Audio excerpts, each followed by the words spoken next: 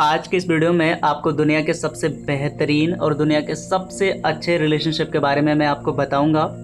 साथ ही साथ आपको दुनिया के सबसे घटिया और सबसे बुरे रिलेशनशिप के बारे में आपको बताऊंगा।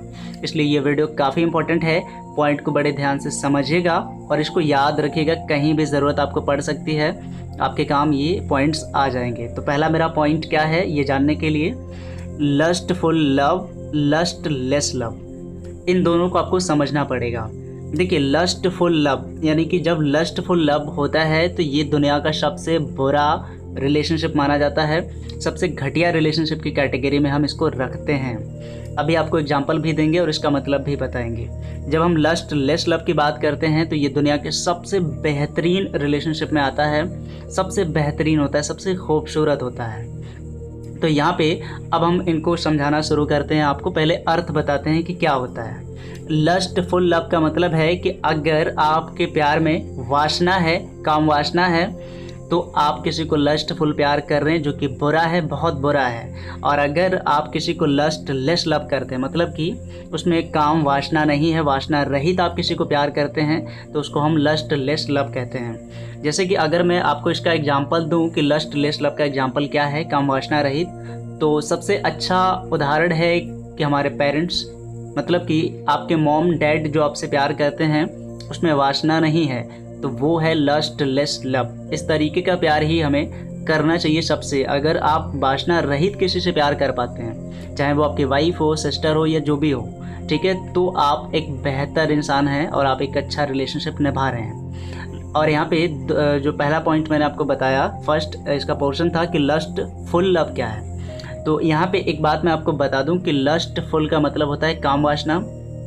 यहाँ पे एक बात ध्यान दीजिए कि लव इसके साथ जोड़ा जाना ही नहीं चाहिए, क्योंकि लस्टफुल अपने आप में बहुत ही हीनस है, बहुत ही बुरा है। ठीक है, इसके साथ प्यार का कोई कनेक्शन नहीं है। मैंने यहाँ पे लव वर्ड सिर्फ इसलिए लिखा ताकि आपको समझा पाऊँ चीज़ें। तो लस्टफुल, अब इसका अगर एग्जाम्पल दें तो जैसे कि रेप, बलात्कार या फिर और भी कुछ ऐसे हीनस क्राइम होते हैं, है ना, जो विमेन से रिलेटेड हैं, तो ये सारे बहुत ही घटिया, बहुत ही वाहियात, बहुत ही नीच काम है। इसलिए ऐसे चीज़ों को हम जो है बहुत ही बुरे कैटेगरी में रखते हैं। एक्चुअली वो रिलेशनशिप नहीं होता है जो मैंने घटनाएं आपको गिनाई, लेकिन ये अगर वासना से भरा हुआ आपका प्यार है तो ये भी उस कैटेगरी में आता है। ठीक है, तो आप समझने की कोशिश करें कि मैं क्या कहना चाहता हूँ।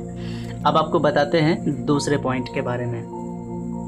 दूसरा पॉइंट है, अगर आपको ये जानना है अच्छा और बुरा रिलेशनशिप के बारे में, तो दूसरा सबसे बिगेस्ट पॉइंट है सेल्फिश लव और सेल्फलेस लव के बारे में आपको समझना चाहिए। मैं सेल्फिश और सेल्फलेस इनके बारे में कई वीडियो में बात की है, मैंने आपको बताया है।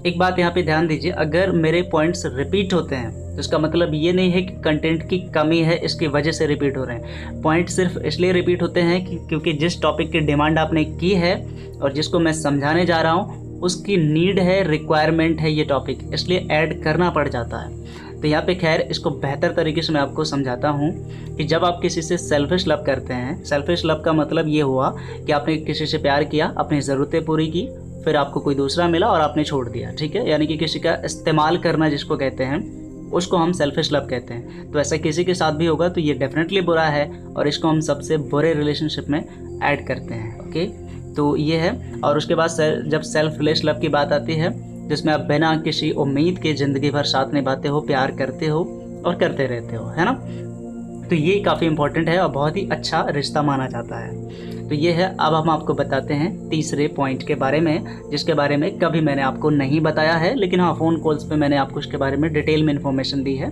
इसलिए मुझे लगा कि जो कॉल नहीं कर सकते हैं उनके लिए ये इन्फॉर्मेशन देनी चाहिए। तो अब ये बहुत ही यूनिक पॉइंट है, relationship versus non relationship. Okay, अब देखो यहाँ पे क्या होता है कि अगर आप रिलेशनशिप टाइप के हो और रिलेशनशिप टाइप वाले आपके साथ में हैं, मतलब कि आपको एक सीरियस रिलेशनशिप चाहिए और आपका पार्टनर भी वैसा है, यानी कि रिलेशनशिप मटेरियल है, तो फिर आप बहुत ही अच्छे रिलेशनशिप में हो, आपका रिश्ता बहुत अच्छा माना जाएगा।